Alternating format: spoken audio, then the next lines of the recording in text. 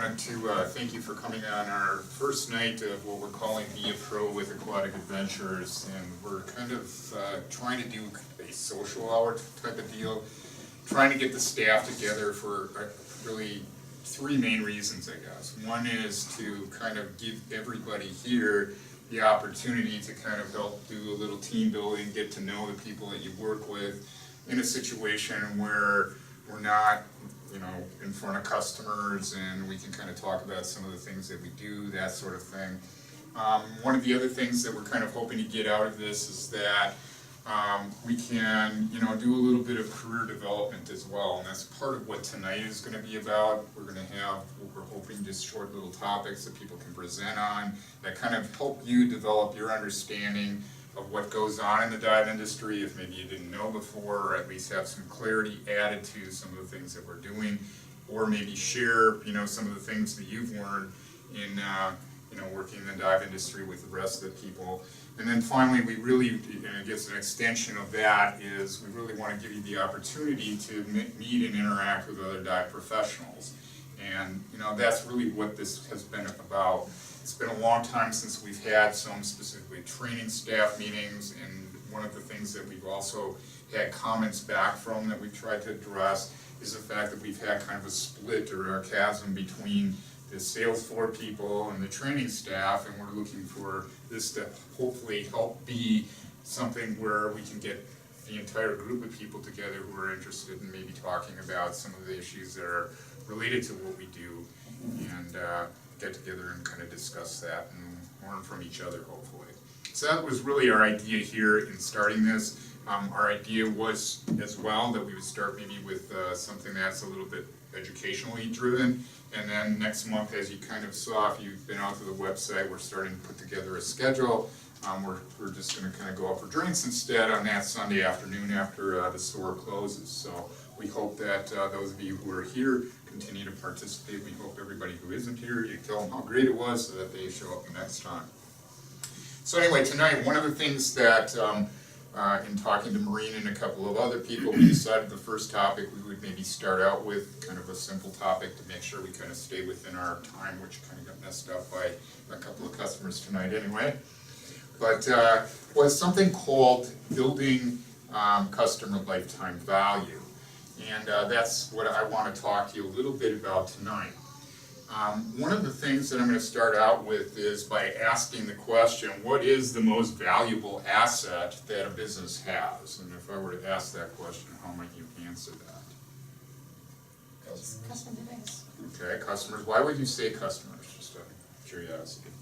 If you don't have customers, you don't really have a financial base in which to grow and operate. Okay. But you also need a very good staff.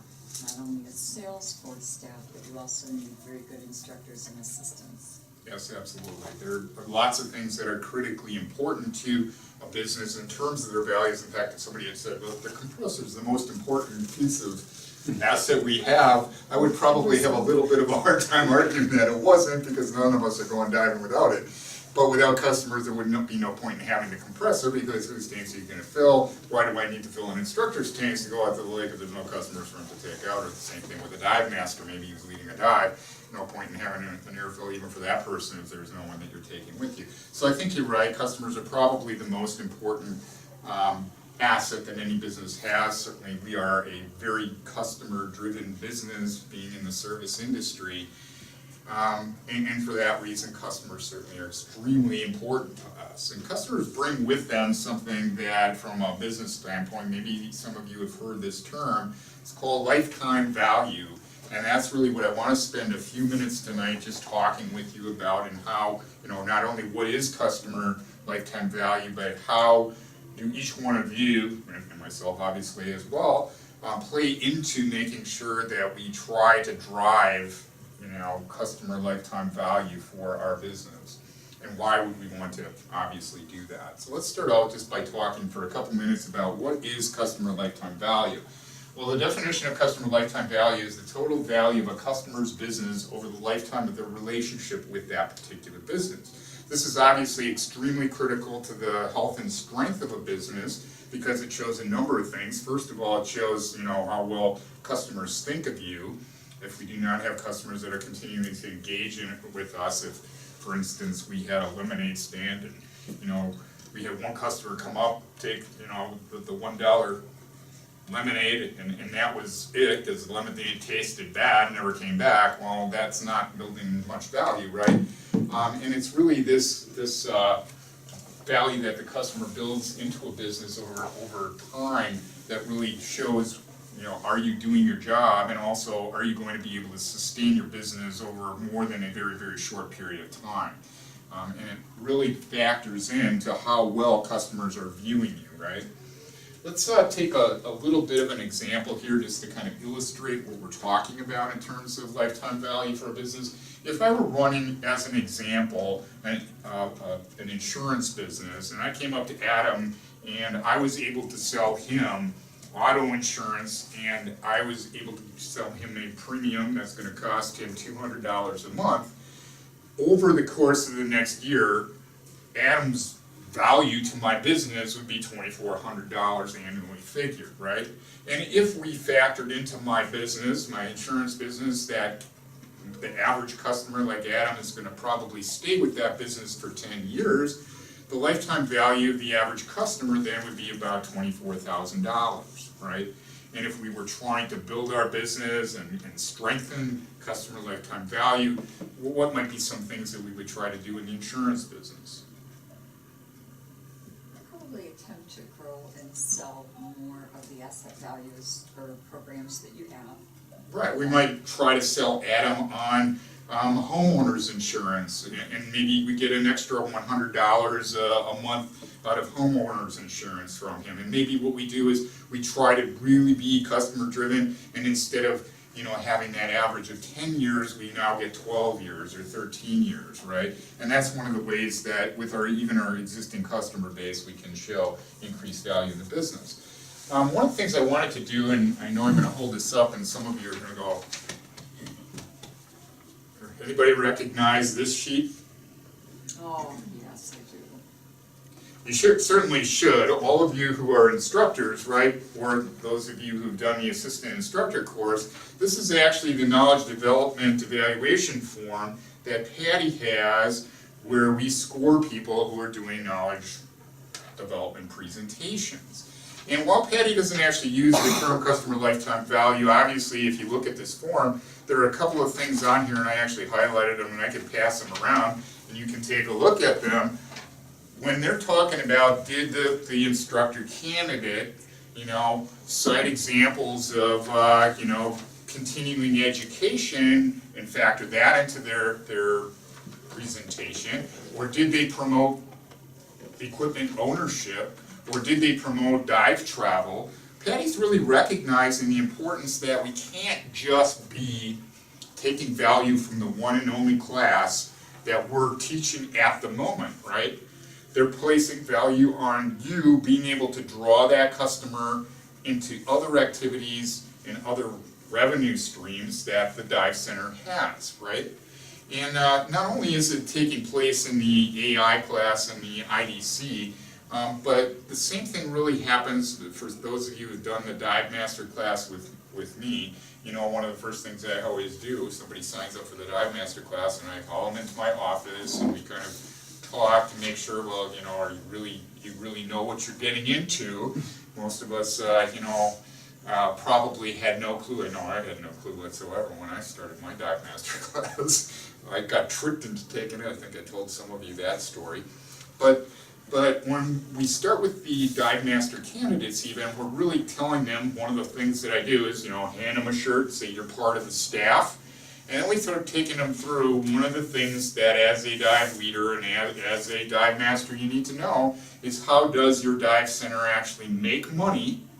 Because if you don't understand that and you're not part of promoting that in everything that you do, whether it's at a store like Aquatic Adventures where a significant portion of our revenue stream comes from equipment sales, let's say you're at a resort, right? Well, what are you expecting your dive masters and instructors and staff to do? Provide the kind of customer service that's going to cause the customer that's there to want to come back, right?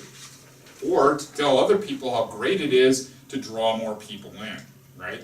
So no matter what you're doing, whether you're at the dive master level, I guess, or instructor level, certainly Patty is making sure that dive leaders understand the importance of, making sure we're trying to build that customer lifetime value.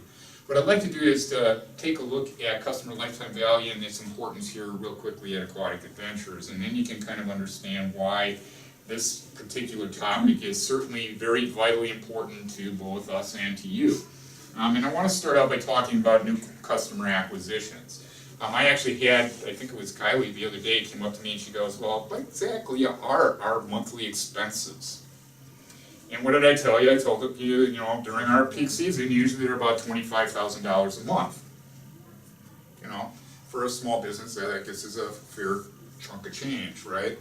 Of that $25,000 every month, it doesn't matter if it's a good month or a bad month, we basically have, based on our print advertising, our online advertising, we have a budget of about $1,000 a month that goes for advertising expenses, all right?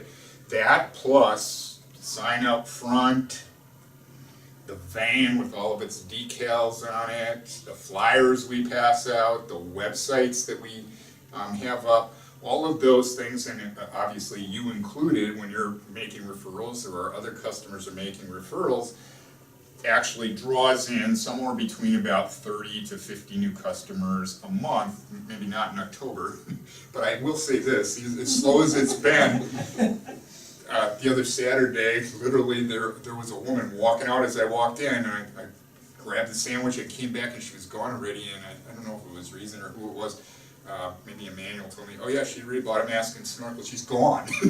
New customer just grabbed it off the shelf and ran. I go, well, that usually doesn't happen here. Usually when we're trying to get a sale, it takes us, hours to convince somebody, and sometimes days, to get them to do a sale. But, here was somebody that just walked in off the street and grabbed the mask and snorkel and walked out the door.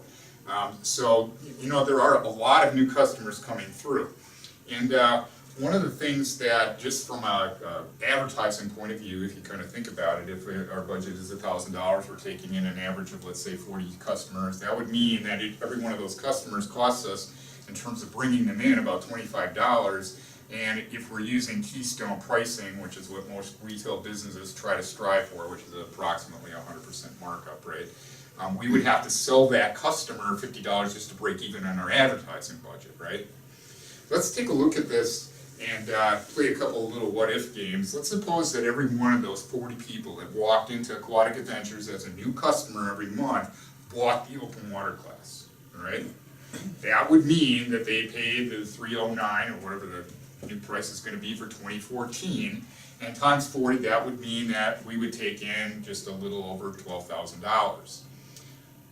Bad part of that is, of course, that $12,000 would only add up to, not even half of what our monthly expenses would be. Now let's play this game. Suppose that we were at least able to sell this customer on a set of personal gear. What's going to happen to that customer's lifetime value now is, instead of being the $309 for the open water class, we would now be able to add on, and probably the salespeople in here can tell me if I'm accurate or not, but I'd say $250 to $300, probably the average. They're the crazy people that go completely nuts and spend $600, and they're the ones that go way to the other end and spend $150. But most of the time when I'm ringing somebody up that I'm doing the sale, it's usually somewhere between maybe $250 and $350, somewhere in there, right? But if we take the $250 and we add that up, now the customer's lifetime value goes from $309 to $559, right? Obviously that's much better, but even if we played that out, what do we find? One of the things that I certainly had conversations with a lot of you about is, this business can't survive if all we do is sell the open water class, can it? Because we're still not making, even with 40 new customers a month, taking the open water class and selling them a set of personal gear, we still can't cover our costs, right? I might be stretching the truth just a pinch, because obviously right after, the cost of the building and obviously the biggest expense we have, believe it or not, I'm sure you can guess this, is payroll. Between the training staff and the sales staff, that's bigger than the lease is. Lease follows quickly behind it, and cost of goods sold is probably the third largest expense we have. So if we weren't selling as much equipment, obviously we wouldn't have as many expenses, but it kind of goes hand in hand, right? But the point is, of course, it kind of highlights how important promoting continuing ed sales and travel and those kinds of things is, right? Really, our dive center cannot survive without each one of you, whether you're part of the sales team or you're part of the training staff, making sure that you're promoting these kinds of things. That's how each one of you contributes to expanding, building on customer lifetime value for each one of the customers that you interact with. And we really need you to be able to do that to actually stay in business. And I wanted to start out with simply pointing that out, using some very high-level numbers from what goes on here. So let's go to this next thing. So he's saying I gotta be a salesperson, and I don't want to be a salesperson. And I'm going to tell you that when I first started out in this business, like I said, first of all, I got tricked into being a dive master, didn't really want to do it, and ended up becoming a dive master. But then right following after that, after I, wow, this is a lot of fun, maybe I do want to do this after all. You know, I really had a hard time with this whole thing because the dive centers that I was associated with, saying the same thing I'm saying. And I go, well, I really didn't get into this to be a salesperson, right? Of course, we start actually thinking about this. There are a couple of things that aren't really right about that kind of an attitude, right? First of all, if we want to talk about just your job as a dive leader, and you know, whether even if you're just out on the sales floor, I don't want to say out on the sales floor, I think all of us are leading customers in one fashion or another, whether it's in the classroom or if it's out on the sales floor or on the boat, whatever you're doing. But certainly one of the things that the message that we get from Patty, you know, across the board is that, you know, that is part of our job, right? And I'm going to tell you, certainly it is the expectation that any dive center is going to have for you regardless of where you are. So it's kind of flying in the face. You know, you can say I don't want to be a salesperson, but if you took the job, you kind of already are. The other side of it is one that concerns me much more. And when I hear, you know, instructors and other people saying, well, I don't want to be a salesperson, I think it ignores a couple of things. First of all, I think it comes from an understanding of sales as being, you know, that shisty used car salesperson that all of us hate, right? And that's a really wrong attitude to have in this industry, right? Because I don't think whenever any of us are running around, we're, you know, trying to convince somebody to do continuing ed or trying to convince them of the importance of equipment ownership, that we're out to go get the customer's wallet. Are we? That's really not what we're doing. Most of the time, and I have had back-to-back days, today and yesterday, very, very positive interactions with customers regarding equipment. Customers who are coming to us because we know, right? And I think we need to start with the attitude that, first of all, no business is ever successful for any period of time whatsoever if all they're doing is trying to build up customer value without turning something back to the customer. And that is the value of what we provide them in the act of selling them what they need, right? Do they actually know what they need? Pretty much never, right? That's what they're paying us for, right? So one of the things I want to do is I want to talk for just a minute about what are the benefits, and I'm going to use a couple of very simple, concrete, we could use tons of examples, but I'm going to use one or two actually very simple examples of how you people, every one of us actually, contributes to the benefit of the customer. And I'm going to start out with this little thing here that says, we sell personal gear to new customers because it's not optional. Now I'm going to ask you a question. I brought a couple of little things here beside my little sheet I was passing around. Maureen, if I gave you this, and this mask, and told you that for the rest of your time diving, that's the equipment you're going to use, are you going to stay diving? No.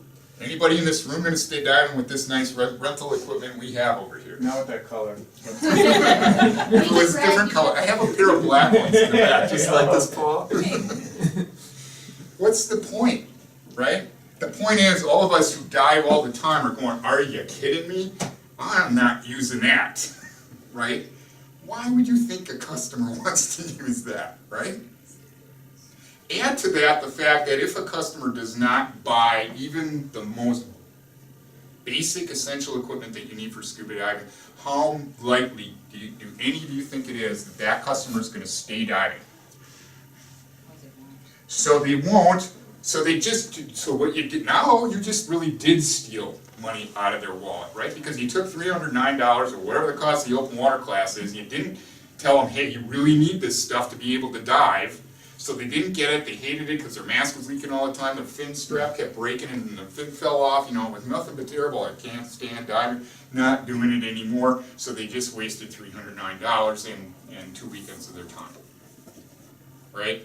All of us know the personal gear is not optional, so it does concern me when sometimes, and this is the benefit of the sales staff, when somebody walks in and you say to them, and I've heard some people say this, and I kind of jump on them every once in a while when I hear it, well, are you going to buy personal gear or would you like to rent? It's not really a choice, is it? What would be a better way of saying that, reason? I know because I've heard you say the right way many times, so why don't you tell us? Well, I usually, point out to people that, the basic items that they're gonna wanna have, because if you don't have something that is well fitted to you and appropriate to you as an individual, you're not gonna enjoy what you're doing. If you're not having fun doing it, you're not learning, and it just turns into kind of a nasty loop, where if you don't start off with at least the baseline minimums of what you ought to have, it makes every step after that just simply more difficult. Yes, and that's kind of how I would tell all of you to approach it with students who are reluctant to get into it. Sometimes I certainly understand the reason, I mean, what would be a good reason a customer would give you to say, well, I really would rather rent right now. There are some reasons that I'm going to accept. Kids growing. I'm going to tell you something, if it's my kid, I'm making sure they have the good stuff and they're not going to panic and they're going to love what they're doing, because I'm pretty invested in this and I would want my kid to be just as invested in it. I would say if you have somebody who comes in and goes, I'm afraid of the water, I don't know if I'm going to be able to do this, that's when we send the staff to go not find, the cheap crappy stuff, but figure out something to make sure that this person can handle it. But the way to counsel a normal person walking in the door who wants to do this is basically the bare minimum investment you need to make into the sport if you're serious about doing this. It's just like if you want to be a golfer, you're going to need golf clubs, right? If you want to be a diver, you're going to need fins. You're going to need a mask, all right? You can rent some of the other things like the golf cart, but you really have to have the clubs, don't you? And that's the way that you need to kind of approach it, otherwise these people aren't going to stay in here. The other thing is Con Ed, right? When we promote Con Ed, I don't see this as a negative thing at all. This is where we, again, very similar to the personal gear, that's where safety and comfort and confidence all come from when we start training people to do the skills. And I like to always tell people, remember, the basic open water class is nothing but the survival skills of scuba. You are not learning anything that was the reason you went into scuba. That's in the next book, in the next class, all right? And what we're really doing is making sure that the person understands that you're not going to learn everything in the first class. There are lots of other classes that you need. And all of those classes are going to be more and more exciting as you go through them, right? And all of us know that the person who goes on and takes their advanced class, right, or gets involved in a specialty is twice as likely to stay in scuba as the person who spent their $309 on the open water class, did their bare minimum 4 open water dives, left and went home, and probably we will never see them again, right? So I think what we're really doing is we're doing a disservice to them, and certainly we're making it more difficult for us when we don't understand really the importance both to the customer and to ourselves. So how do we want to try to sell somebody on some of this stuff? Because we really do want to approach it in a positive way. So I have a couple of ideas for you, and it's going to be sort of the soft sell. One of the things that I'm going to tell you is that I think one of the biggest ways that you can show somebody the importance of equipment ownership and taking other classes by being a good model and role model and doing that.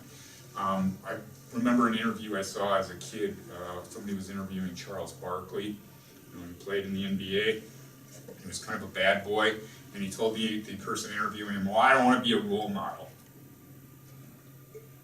Because he was being accused of being a bad role model, right? Well, Charles, you didn't have a choice. You're in the NBA, you're a role model. I'm saying, Paul, you're a role model. You don't have the choice. No one's giving you the choice whether you're going to be a role model or not. What they're giving you the choice as to being is, are you going to be a good role model or are you going to be a bad role model, right?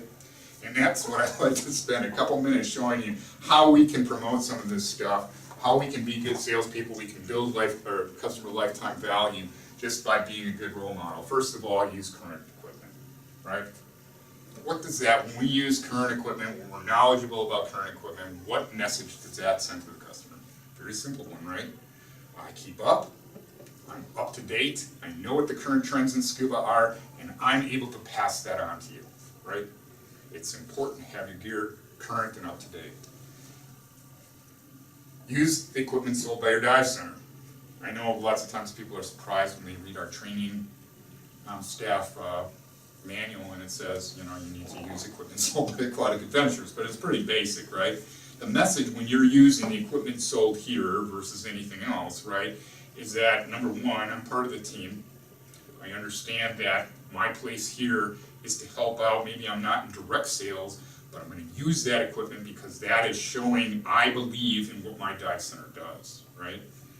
And that will boost the customer's opinion of you, as well as contribute to making sure that we're able to make additional sales. Participate in dive sponsored events. This is one that a lot of times I think, you know, maybe some of us, all of us, fall down on it once or twice.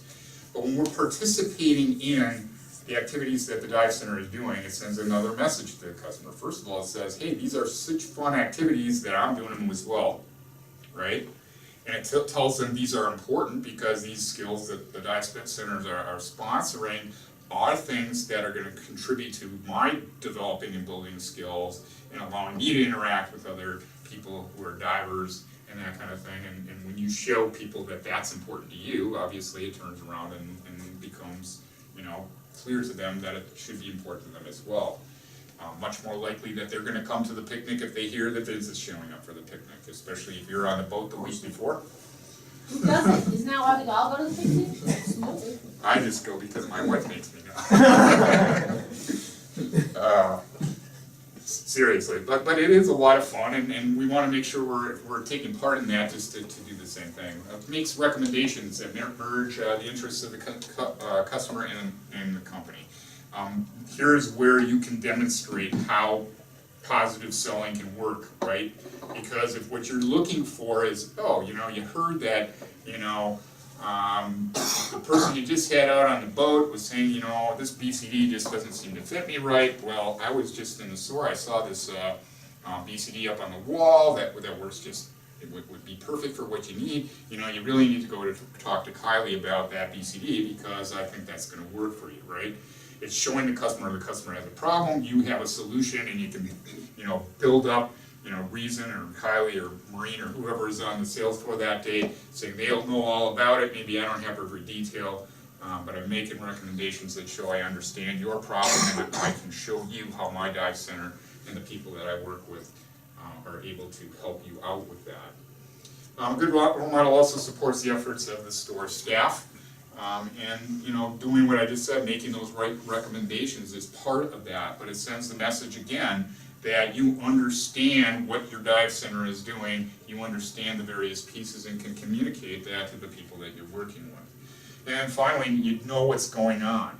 One of the things that I think is critically important for every instructor to do, so if you're in that position, or if you're sitting with an instructor as an assistant, and that person isn't doing it, you make sure you fill in and do it anyway, is you need to make sure that every student that picks up a certification, I don't care what it is, if it's a Dive Master card, or it's, you know, their first open water card, they need to know where they're going from that point. Where am I headed next? What's the next thing on my plate, right?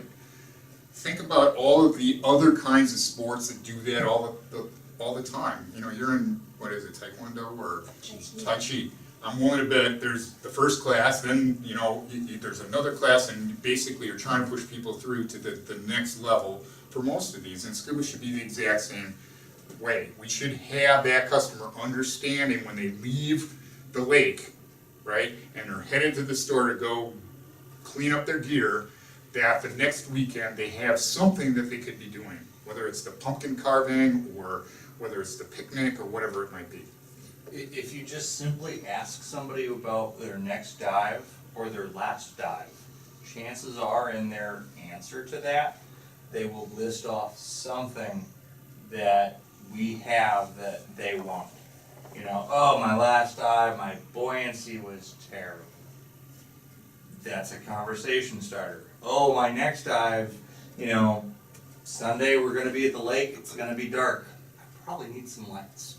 You know, just that last or the next dive often is that touch point for figuring out what it is that they might need.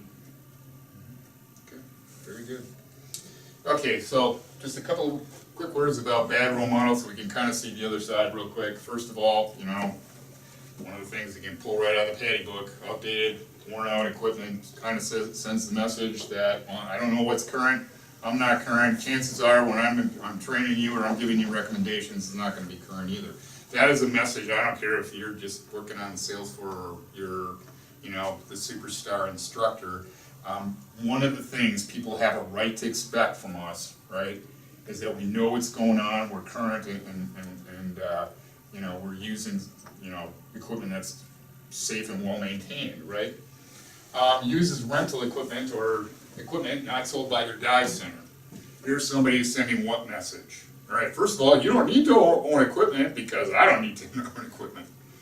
One of the things I can tell you that happens all the time, in fact, we were just on the boat again last week, and you know, we're out at the lake. Both places, people were talking to Vince and to me about steel tanks. Why are they always talking to us about steel tanks, Vince? We show up every time at the lake with our steel tank. We had doubles out on the boat, but the same people who were talking to us at the lake were talking to us on the boat about steel tanks and why they wanted them, right? They saw us using them. I can't tell you how many enriched air classes I sell because I have an enriched air sticker on every one of my tanks, right? It's saying, oh, you ought to use enriched air. And the cool kids use enriched air. It's pretty basic, right? For the handful of times a year where you put any nitrox. Well, my thing to divers is this: if you're going out doing multiple dives, there are times when I've done 20 dives in a row with enriched air when I'm doing 5 dives a day, right? If that's what you're doing, you need enriched air. And if they're planning to go on trips that we're running here, every one of us knows who's going on the Aquacat without enriched air. I don't see any hands. I did try once, not a good plan.